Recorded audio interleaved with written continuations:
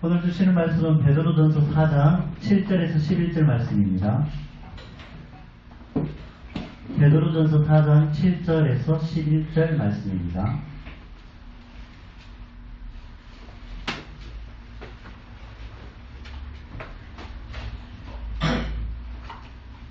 한 줄씩 교독하겠습니다. 만물의 마지막이 가까이 왔으니 그러므로 너희는 정신을 차리고 근신하여 기도하라. 무엇보다 뜨겁게 서로 사랑하시니 사랑을 허다한 죄를 섬기라. 서로 대접하기를 원망 없이 하고 각각 자기 받은 대로 하나님의 여러 가지 은혜를 맡은 선한 지기같이 서로 봉사하라. 합독하겠습니다. 만일 누가 말하려면 하나님의 말씀을 하는 것 같이 하고 누가 봉사하려면 하나님이 공급하시는 힘으로 하는 것 같이 하라. 이는 범사에 예수 그리스도로 말미암아 하나님이 영광을 받으시게 하려 함이니 그에게 영광과 권능이 세세에 무궁하도록 있느니라. 아멘. 샬롬. 샬롬. 뒤로 옆으로 보고 인사 한번 나눕시다. 샬롬. 샬롬. 네, 주의 평강이 함께 하시기를 원합니다. 우리 박성원 동사모도 너무 멋있게 오셨죠? 네. 너무 멋있게 오셨어요. 영맹스러운 용사와 같이. 우리 스타일 너무 멋있습니다. 봄이 되니까 옷 색깔도 바뀌고 옷 두께도 바뀌고 얼굴의 표정도 바뀌기 시작하셨군요. 네. 무엇인가 기대하는 것들이 있고 소망이 있기 때문에 여러분들이 움츠렸던 어깨를 펴고 그렇게 한 걸음 한 걸음 믿음으로 나아가는 줄 믿습니다. 저는 방위 생활을 했습니다. 동네를 지키던 방위의 삶을 살았는데, 근데 방위로 살기 전에 들어갔던 훈련소가 포항에 있는 해병훈련소가 있어요. 해병 2군단이라고 거기 가는데, 나오면 이제 편하니까 집에서 출퇴근하니까 훈련소 있는 동안에 주고봐라 이렇게 해서 아주 빡세게 훈련을 시키는 거예요. 어떤 친구는 그 첫날에 파리가 들끓고 음식에 냄새가 이상하게 나는 이런 음식을 훈련을 끝나고 먹이니까 이게 비위가 약한 애들은 못 먹는 거예요. 그래서 추라이를 입에 이렇게 털어넣어가지고 음식을 때려 넣는 이런 이상한 그냥 우리는 다 거기에 질려가지고 군기가 바짝 들어가지고 그렇게 훈련받았던 이런 일들이 기억나요. 밤에 비상으로 불러내가지고 밖에서 목공체조도 시키고 피똥체조라고 하십니까? 피똥체조를 얼마나 빡세게 시키는지 피똥을 살 만큼 빡세게 시킨다고 피똥체조라고 얘기하죠. 그걸 체조를 시키고 이러다가 우리가 너무 힘들고 어려워서 나 정말 하고 여기저기서 막 이렇게 끌어오르면 그때 뭘 얘기하냐면 바로 우울하는 거예요. 그리고 집에 계신 어머니 생각하는 거예요. 그러면 그 애들 입에서 나오는 불평이고 그런 것들이 싹 녹아내리면서 애들이 울어요. 거기서 울면서 또 이 애들의 힘들고 어려운 마음을 그 어머니라고 하는 그 말 한마디로 싹 녹아내리게 하는, 그리고 애들이 또다시 힘을 얻고 그 훈련들을 마치게 되고, 이렇게 하루하루의 날들을 훈련을 그렇게 마쳤던 게 기억이 나요. 어떤 날은 훈련이 끝나면 그날 큰 라면을 준대요. 큰 라면 그게 뭐라고?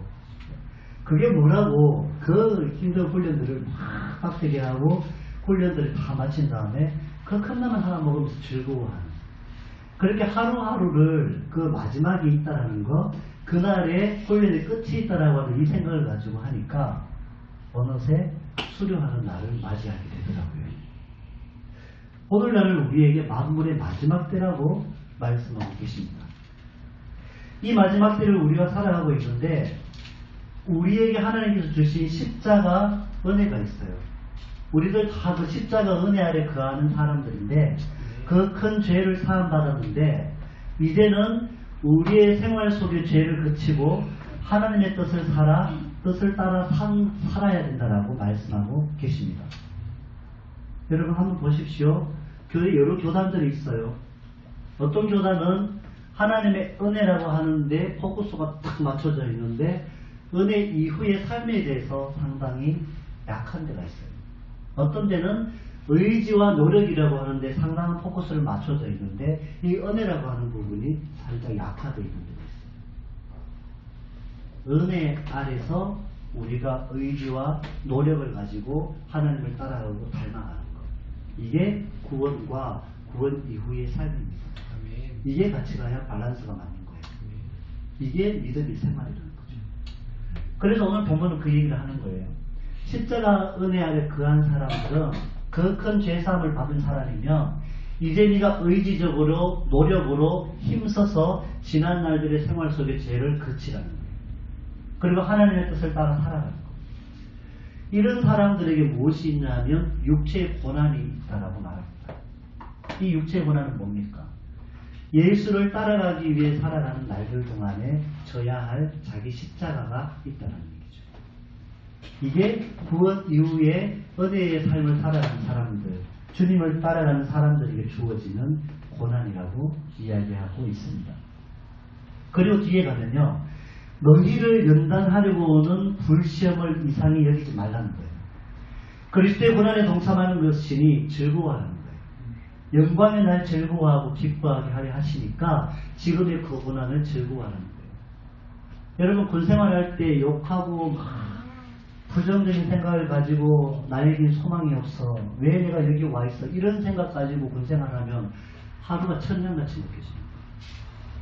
이왕 주어진 군생활 기쁘게 하고 즐겁게 하고 동료들과 함께 어우러지면서 그렇게 생활하면 언젠지 모르게 시간이 잘 가요. 오히려 군생활 재미가 있어요. 저 정말 재밌게 했어요. 방위생활. 네. 정말 재밌게 했어요. 저는 해군도 가고 해병도 가고 파출소도 가고 막 여러 군데 다 다녔어요.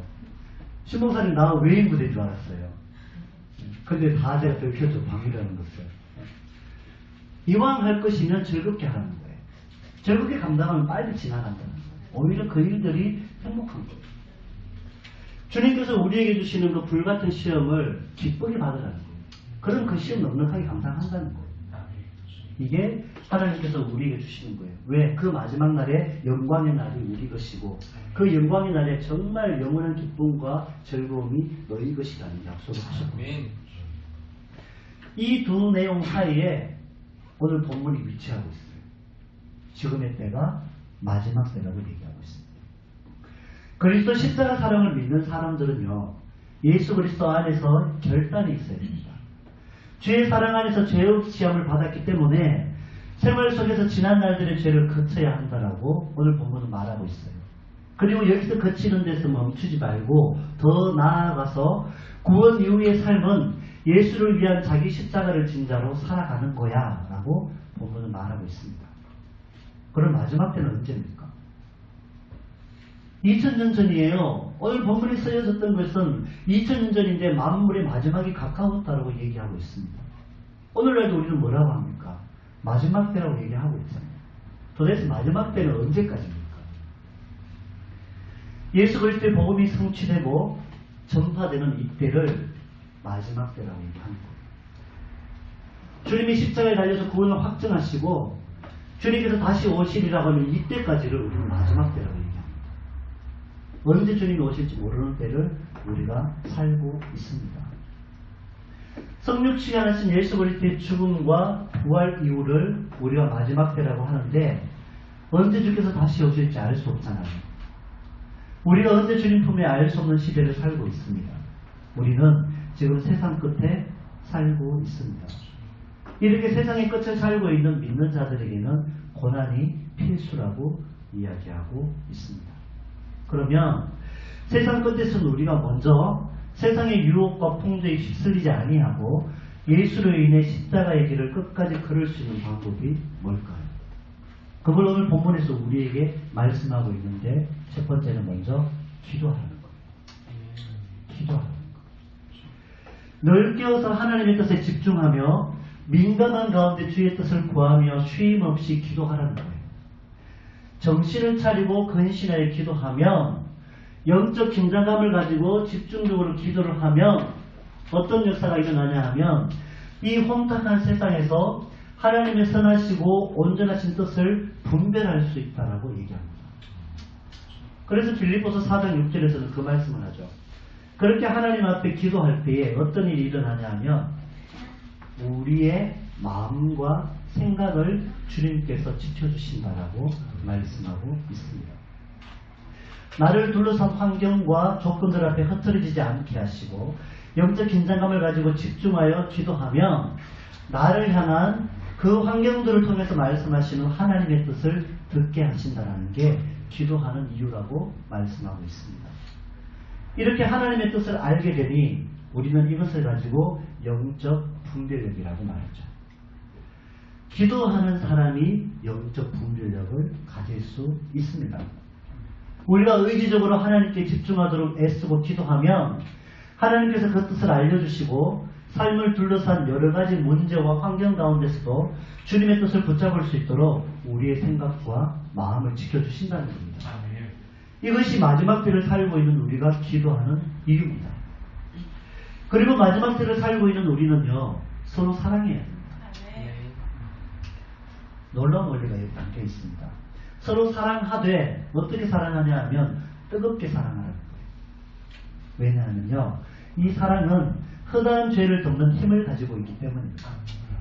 그래서 이렇게 엄청난 힘을 극대화시키려면 더 많이 서로들 간에 한 사람도 빠짐없이 뜨겁게 서로 사랑하면 돼요. 우리 미가교회 공동체가 우리 미가교회 성도들 한 사람 한 사람이 제한적인 범위 안에서만 교제하고 사랑하지 마시고요. 여기 있는 모든 성도들과 함께 어우러져서 서로 사랑하십시오.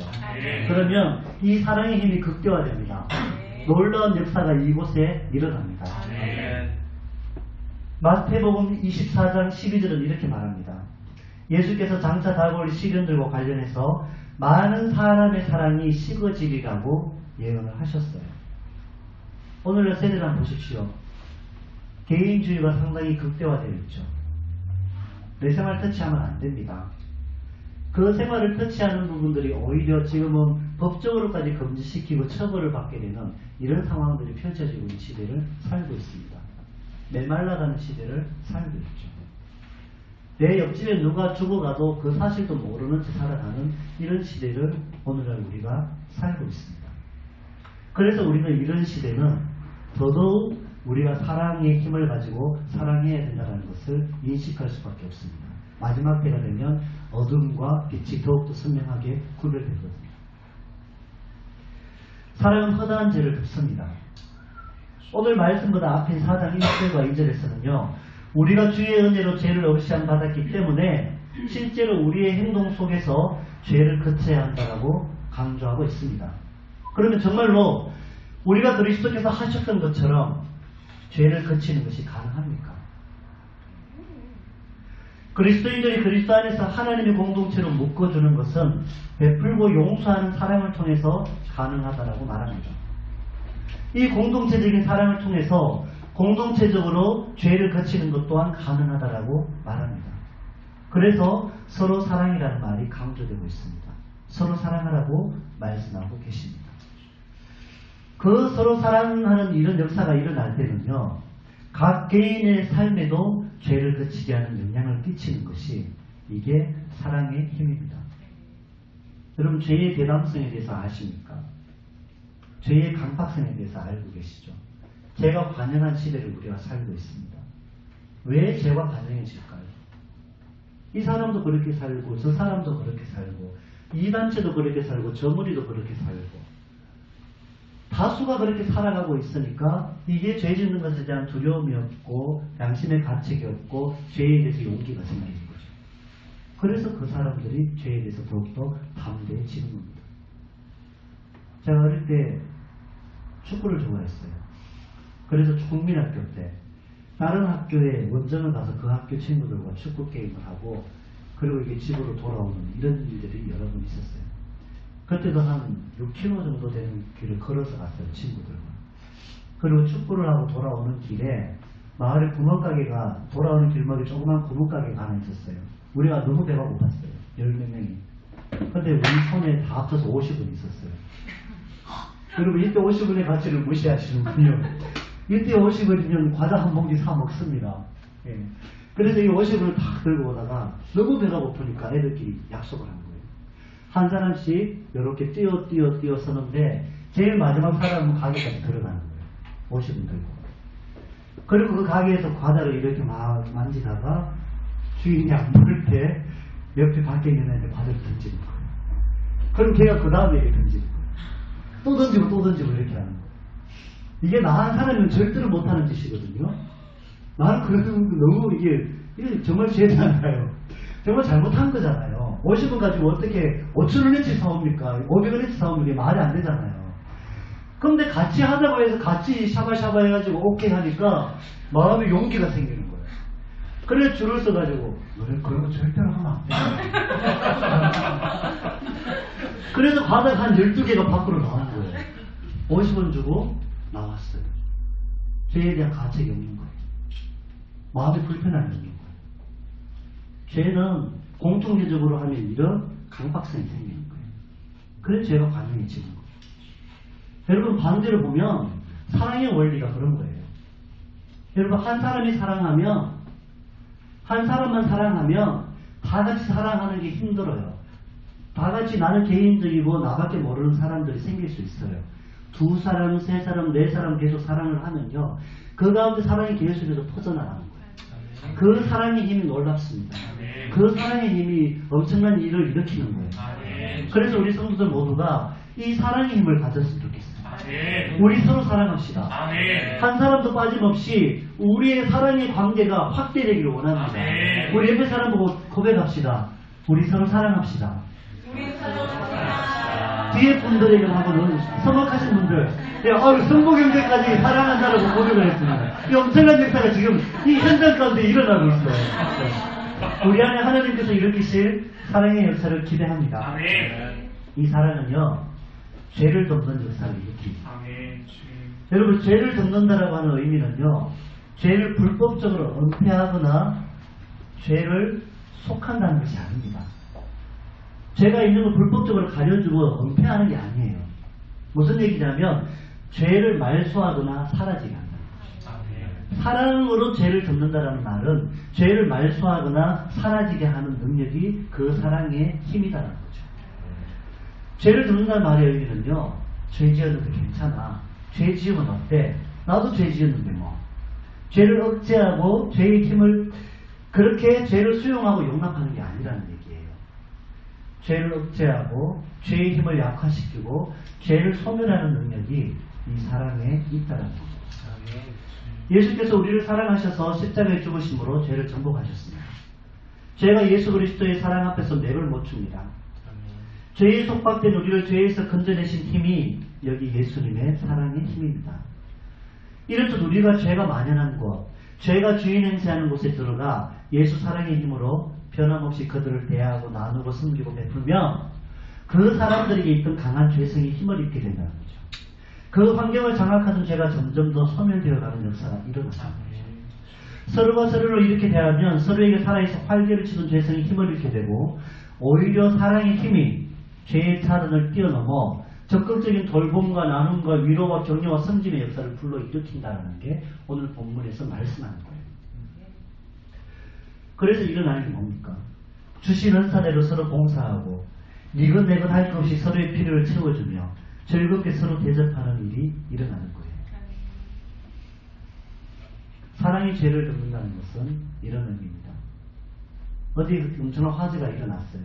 화재가 여기 방 한가운데 일어났는데 큰 불이에요. 제법 큰 불이 일어났을 때 물로 끄는 거나 발로 밟는 것보다 더 확실한 방법은 두꺼운 담요 같은 걸로 그 불을 덮는 거예요. 불을 일으키는 활성화시키는 산소를 억제시키죠. 그 무거운 두꺼운 걸로 덮어버리니까 불이 더 이상 불길이 일어나지 못하고 거기서 소멸되는 거예요. 사랑이 죄를 덮는다는 건 이러한 의미입니다. 여러분 뜨겁게 사랑합시다. 사랑은 죄를 용납하지 않습니다. 사랑은요, 죄를 몸서리치도록 싫어합니다. 죄인은 끝없이 용납하지만 그 죄인이 저질렀던 그 죄는 너무너무 싫어합니다. 사랑은 불의를 기뻐하지 않습니다. 어떻게든 우리에게서 죄를 떼어내게 하는 것이 사랑의 힘이고요. 참 사랑은 죄로 가득한 그의 생각과 행동과 마음을 죄로부터 자꾸만 멀어지도록 돕는 것입니다. 여러분 사춘기 자녀가 여기 계시죠? 또 어떤 친구들도 이제 사춘기를 이렇게 올라가기도 할 겁니다. 돈도 흡입하고 게임에 중독되고 SNS에 중독되고 작은 폭력으로 경찰서 드나들고 술 담배에 취해 있고 폭력 스쿨에 가입해 있고 이런 것들 보면은 그런 모습들 보면 자신을 망가뜨리고 있는 자녀들 보는 부모님의 심정이 어떻습니까? 어떻게든 거기에서 떼어내려고 하는 게 부모 마음이죠. 타이르기도 하고 야단도 쳐보고 매질도 해보고 여행도 보내보고 상담도 해보게 하고 왜 그렇게 합니까? 내 아이를 무너지게 하는 그 죄악들에서 내 아이를 건지고 싶은 거예요. 그 죄악이 너무 싫은 거지 내 아이가 싫은 게 아니에요. 결국에 부모가 자식을 너무 사랑하기 때문에 할 수 있는 방법 다 써보는 거예요.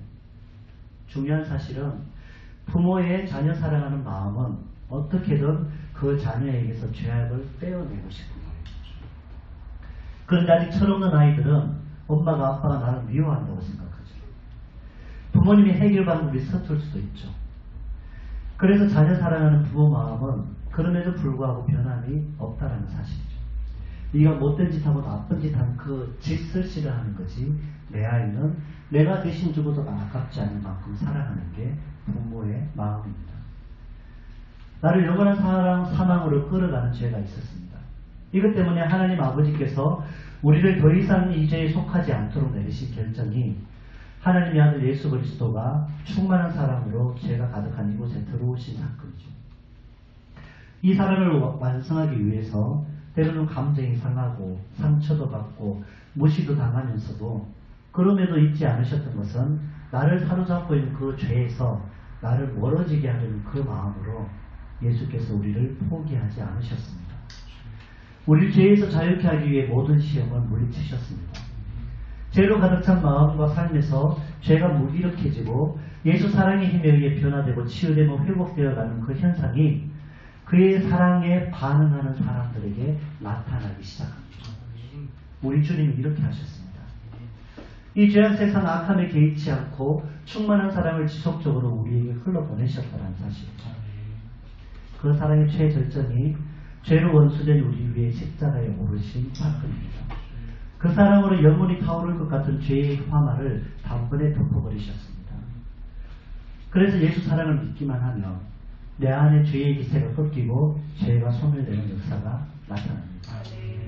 여러분 우리뿐 아니라 나라도 그렇게 뜨겁게 사랑하고요. 가정도 그렇게 뜨겁게 사랑하고요.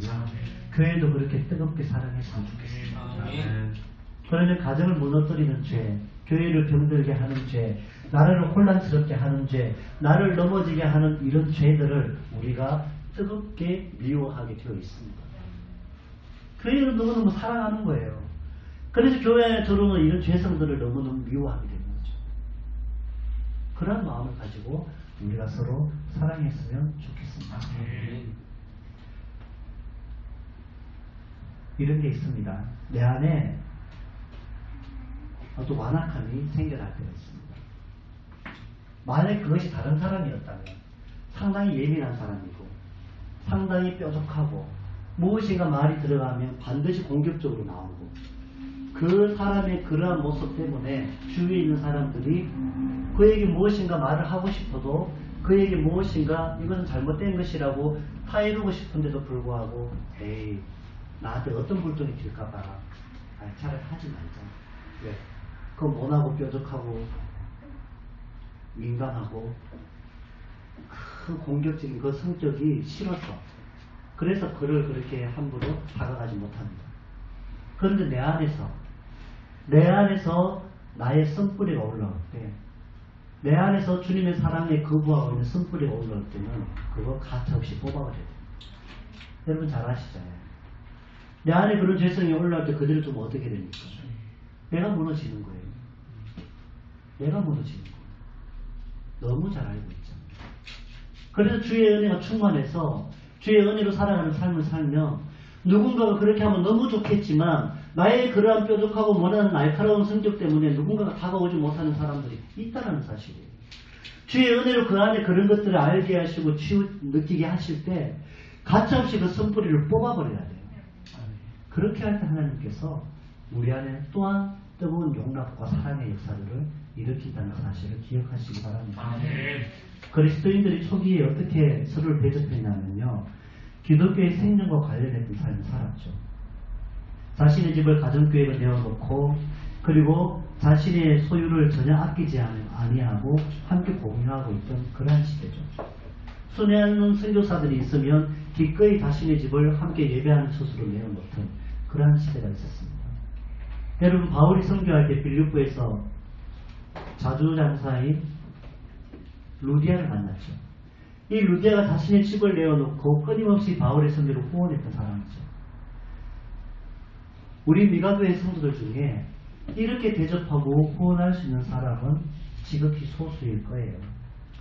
그런데요, 오늘 본문에서 말하는 이 대접은요, 경제력과 상황이 되지 않아도 할 수 있는 그러한 대접입니다.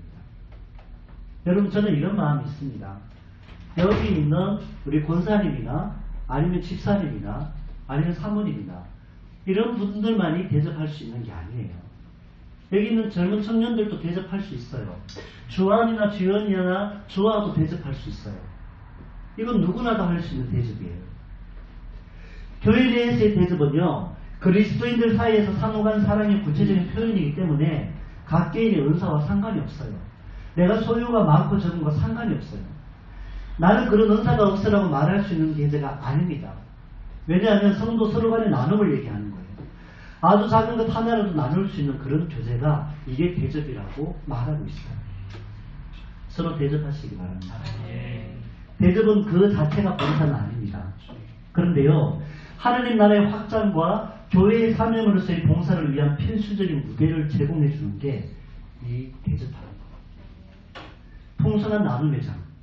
우리 교제식 딱 넘어가면 항상 풍성하죠. 우리 먹고 마시고 나누는 것에 대해 염려가 없어요. 누군지 모르게 누구가 손수도 뭔가 준비해 왔어요. 누군지 몰라도 자기 걸 아끼지 않으고 이렇게 가져와요. 어떤 사람은 자기에게 주신 은사를 가지고 그렇게 나눠요. 귀에 한 수백 방, 지금까지 한 1000방 정도의 침을 맞은 것 같은데, 여기 있는 여러분들이 편수피진을 통해 가지고 그 시간과 체력을 아끼지 아니하고 기꺼이 교회에 오셔서 성도들의 이 혀를 뚫어주는, 이러한 섬김을 하고 이러한 대접을 하시는 거예요. 성도들 마음이 부드러워져요. 성도들 마음에 그 사랑을 받는 기쁨이 넘쳐나요. 음식을 통해서 이런 은사를 나눔을 통해 가지고 우리의 마음들이 풍성해지니까 기쁨으로 즐겁게 교회에 내가 어디 섬길 곳이 없나, 내가 어디 봉사할 곳이 없나 서로가 찾게 되는 거예요. 교제가, 대접이 이러한 역사를 일으키는 거예요. 여러분, 가끔 주연이나 주안이 통해 가지고 감동을 받을 때가 있어요. 자기들 맛있는 거 먹을 거 조그만 거 있는 거 그냥 자기 혼자 싹 안 먹고 그 조그만 거 하나 이렇게 나눠주는, 그 고사리 같은 손으로 하나씩 나눠주는데 이 마음이 따뜻해지는 거예요. 누구라도 할 수 있는 거예요. 나눔의 기쁨을 아는 사람들이 나누는 거예요. 여러분, 받는 것에 대한 것들의 기쁨, 이건 나눔의 기쁨과 좋게 비할 수 없습니다. 여러분, 이 나눔이 더욱더 풍성해질 수 있기를 바랍니다. 아멘. 서로 대접하시기 바랍니다. 아멘. 그리고 오늘 주시는 말씀은요, 우리 안에 서로 봉사하라고 말씀하십니다. 서로 봉사하는데 선한 청지기의 마음으로 봉사하는 거예요. 이렇게 봉사를 하는데 봉사하는 중에 어떤 것이 있냐면 우리가 말을 하게 되죠. 말을 하게 되면 이 말을 할 때 하나님의 말씀을 하는 것 같이 하라는 거예요. 하나님이 주시는 은사로 감당하는 사역이니까 내가 똑똑해서 영검해서 통찰력에서 그렇게 하는 것처럼 하지 말라는 거예요. 내가 하는 말들을 통해서 나에게 집중시키지 말고 내가 하는 그 말들을 통하여서 성도들이 하나님께 집중하게 하는 그러한 말들을 하라는 거예요. 이게 하나님이 주시는 말을 하는 것처럼 하는 거예요. 우리가 그렇게 합시다. 자꾸 개인 어떤 사람에게 집중하지 말고 우리가 하나님을 바라볼 수 있게 하는 이러한 봉사, 우리들의 입에서 나오는 말들이 그러한 말들이 되기를 간절히 바랍니다. 하나님께서 말씀하시는 것처럼, 배운하는 것처럼, 또한 그렇게 예언도 하고 가르치고 권면도 하되, 오늘 본문에서 주신 이 말이라고 하는 건 우리가 믿음 생활하면서 나오는, 우리 입 밖으로 나오는 그 모든 표현들의 말을 얘기하는 것이에요. 우리의 입술의 열매들이 맺혀지기 원합니다. 사람을 살리는 말들을 하는 말들이 되기 원합니다. 하나님을 더욱더 깊이 바라볼 수 있는 그러한 말들을 하기 원합니다. 그리고 서로 봉사하는데요, 하나님이 공급하시는 힘으로 하는 것 같이 하래요. 봉사는 하나님으로부터 온 선물인 은사에 기인합니다. 그러니까 주님 주신 분께 영광 돌림이 그 목적이 당연한 거예요. 이것은 나를 드러내거나 나를 부각시키기 위함이 아니에요. 주님 주신 은사의 목적은 하나님의 나라, 교회의 덕을 세우기 위함이라고 분명히 말씀하셨습니다. 제가 아는 한 권사님이 계세요. 진안교회에 계시던 분이죠. 중고등부 부장님이셨어요. 집에 아이가 네 명이에요. 아이 4명 돌보는 거 쉽지 않죠. 큰아이가 이번에 대학 들어가거든요. 쉽지 않아요. 내 아이 돌보는 거 정말 쉽지 않아요. 그런데 교회에 전도되어서 온 친구들 중에 세상에 상당히 소외되었던 친구들이 있어요. 삶에 소망이 없는 친구들이 있었어요. 가정조차도 거의 무너지고 깨어져서 누구도 돌볼 수 없는 그런 아이들이 있었는데 이 아이들을 자기의 자녀처럼 생각하는 거예요. 이 아이들이 뭐 독립구보 있으니까 아이들 데리고 병원 가가지고 진단받고 치료해주고 매번 그 아이들 집에 찾아가지고 그 아이들에게 부족한 것도 채워주고 아이들 옷 사입히고 신발 사주고 아이들 필요한 날마다 채워주고 아이들 탈선해서 어디 가 있으면 같이 소년은 같이 가가지고 예배하고 신방하고 고면하고 그 엄청난 에너지가 어디서 나올까? 하나님이 공급하시죠. 하나님이 공급하시죠. 이렇게 공급하시는 하나님이 공급하시는 것처럼 그렇게 쓰임받고 순종하니까 주위에 있는 사람들 안에 변화가 일어나요. 주위에 있는 사람들이 그 일에 함께 동참하게 돼요. 여러분 봉사할 때 내 힘으로 하면 지칩니다. 내 힘으로 하면 짜증도 나요. 내 힘으로 하면 당당히 때려치고 싶은 마음이 생길 때도 있어요. 하나님이 공급하시는 힘으로 하는 것 같이 하십시오. 하나님이 공급하시는 그 힘으로 감당하십시오. 그때 하나님께서 일으키시는 놀라운 역사가 교회 공동체 안에 여러분들이 살아가고 있는 삶의 현장 가운데 일어남을 믿습니다. 이렇게 하는 이유가 뭡니까? 영광받을 대상이 내가 아니기 때문이죠. 내가 중간에서 하나님께 올라갈 영광을 가르치면 안 되기 때문이죠. 범사의 예수 그리스도를 말미암아 하나님이 영광받으시게 하려 함이 마지막 때를 사는 우리에게 하나님께서 사랑하게 하셨고 봉사하게 하셨고 서로를 돌아보게 하셨던 이유라는 사실입니다. 하나님이 우리를 통하여 영광 받으시기 위해서 만물의 마지막 때를 살고 있는 우리에게 이 말씀을 주셨습니다. 세상은 봉사와 섬김이 자기 만족이고 자기 성취라고 말합니다. 그의 필요가 채워짐에 대한 뿌듯함이고 사회에 공헌하는 것이라고 말하지만 우리는 다릅니다. 물론 이런 것들이 부수적으로 주어질 수는 있어요. 행여나 그 일을 함에 있어서 내 만족, 내 성취가 없을 수도 있어요. 그러나 그 섬김과 나눔이 하나님께 영광이 되면 그걸로 만족할 수 있기 원합니다. 이런 마음으로 사람들을 섬기면요 절로 행복해지고 기쁨이 넘치고 감사함으로 봉사하게 되어 있습니다. 하나님께서 영광 받으시면 그것으로 만족하는 섬김과 봉사하기를 소망합니다. 그러면 교회가 봉사와 섬김 때문에 다툴 일이 없습니다. 어떻게든 교회가 봉사와 섬김 때문에 하나님께서 더 기뻐하시는 방법과 선한 일들의 마음을 모으게 되어 있습니다. 누군가가 내가 인정받고 내가 하나님의 영광을 가르치려니 나의 그러한 타심 때문에 봉사와 섬김이라는 이름 속에 숨어들어가 갈등과 다툼이 일어나는 거죠. 하나님께 좋은 것을 하시겠습니까? 내가 만족하고 내가 좋아하는 것을 하시겠습니까? 하나님께 좋은 것이 또 다른 사람들을 살리는 그러한 일들이 우리 교회의 봉사와 섬김 가운데 일어나기 원합니다. 하나님께 기쁨이며 사람들에게도 기쁨을 주는 그런 봉사가 교회 공동체 안에 일어나기 원합니다. 서로 섬기든 아니면 어떤 말을 주고받든 교회나 사회에서의 봉사와 섬김이든 반드시 하나님께서 가장 기뻐하시도록 하나님 마음에 집중하여 그것들을 감당할 수 있기 원합니다. 주님 홀로 영광 받으시기 합당하기 때문입니다. 그러면요 사람들을 통해서 언제 가장 감동받습니까? 어떻게 저런 상황에서 저런 말이 고백될 수 있을까? 저분이 말하면 얼음장 같은 마음도 녹아내리고 날에서 날카로운 마음도 경계가 풀리고 부드러워지고 하나님이 저분 안에 계시지 않고 저런 말이 절대로 나올 수가 없어요. 이럴 때 감동받습니다. 어쩌면 저렇게 아낌없이 베풀고 나눌 수 있을까? 하나님 주신 감동 없이는 절대로 할 수 없는 나눔과 대접이요.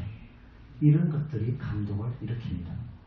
정말 하나님께서 힘드시고 능력 주시는 것 같아. 그렇지 않고는 저렇게 봉사할 수가 없어.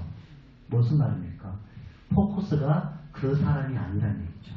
그 사람 안에 역사하시는 하나님께 집중하도록 하는 그러한 섬김, 그러한 나눔, 그러한 사랑, 우리 누가교회 성도들 모두가